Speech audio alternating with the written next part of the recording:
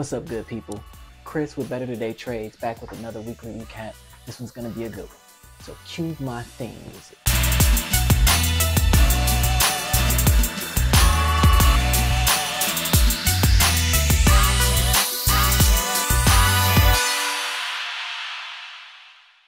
So to start our recap, we're going to look at DraftKings, which is in a crazy uptrend this year. As you can see, we had a beautiful cup off the lows. Stock is up about 200% this year. And as you can see, we have pulled back this past week after touching this approximately $40 level here, right here. So this pullback right here is probably temporary. I do think that this uptrend will be intact after we maybe pull back to about $32 on this stock. But you can see this $40 resistance level is from way back in about 2021, 2022 area. Price tried a few times to stay above here and here, but we finally broke down back in late 2021, and this is the first retest since then. So you should expect price to be cooling off like it is. But I think once we get to about $32, this uptrend will resume here in DraftKings. And moving forward, we've got XLY, consumer discretionary. Looks like it is waking up here. As you can see, consumer discretionaries is mostly like Amazon and Tesla as far as this sector is weighted. And this here, we are on our third test of this 173, 174 level. We got a test here, we've got a test here, and now we've got this test here. Like I said in one of our previous recaps, the third test usually breaks through. So with the higher lows that you see down here all year long, low, low, each one of these lows higher than the other, you got a lot of buying pressure pushing up as we reach this $174 level up here, meaning we could probably break through this. And from there, we don't have much resistance until about $200. Once we do break above this level, we will probably need to retest this 177 area, but we probably will touch 200 before we come back to test that. That's just my opinion on that. The next sector that we're looking at is healthcare. We're going to do that by looking at XLV. Now, XLV is the Spider's healthcare ETF ticker.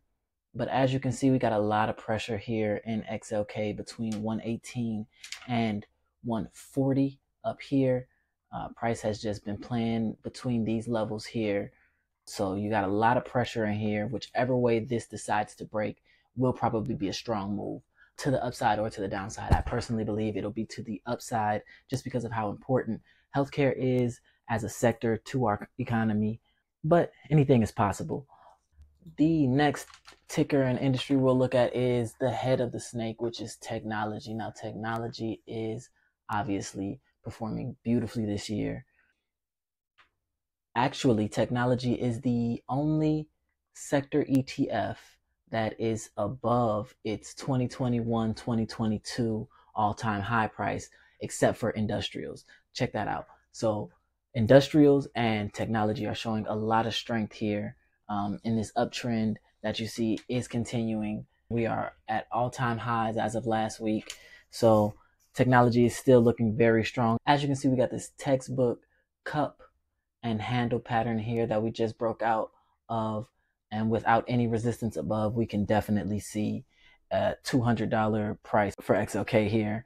And then maybe a pullback to retest these previous highs here, about 175 to 177 before moving on higher. But technology is definitely looking very, very strong at these levels, and I don't know what's going to slow it down. The next ticker we're looking at here is AMD. AMD is finally getting some of this AI money with their AI announcement earlier this week or last week. But as you can see, we have finally broken out of this long-term downtrend with a lot of force, breaking above this 123 resistance level that you see here. Back in, looks like June, we did try to break above but could not. We had to find more buyers below. This is a cup pattern here, cup pattern here. We are completing the cup here, and above this level we don't have any resistance until 160. So if we can get above this about 130 level and hold, we can see 160 very quick, and after 160 it's all-time highs from there. And there, the sky's the limit once you hit all-time highs until the sellers decide to step up meaningfully.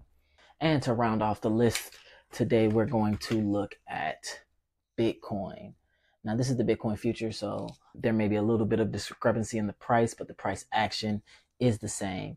Bitcoin is had an amazing week. Everybody is expecting the ETF to be approved soon, so everybody's positioning, getting ready for that. You got shorts getting squeezed left and right in this, but this uptrend, as you can see, we broke this downtrend like I did call back in our October 21st recap. Make sure you go check that one out if you did not see that.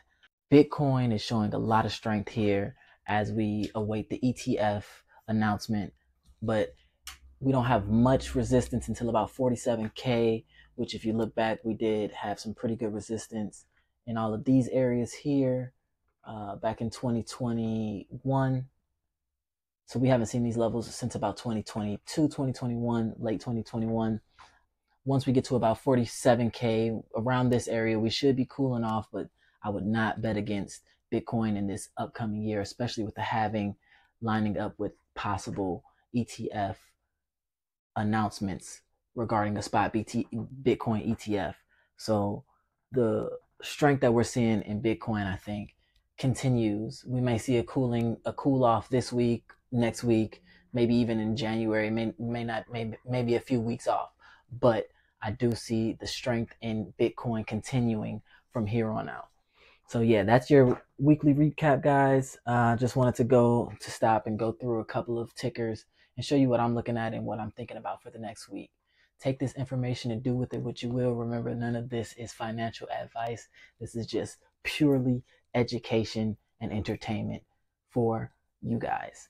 All right, guys. Peace.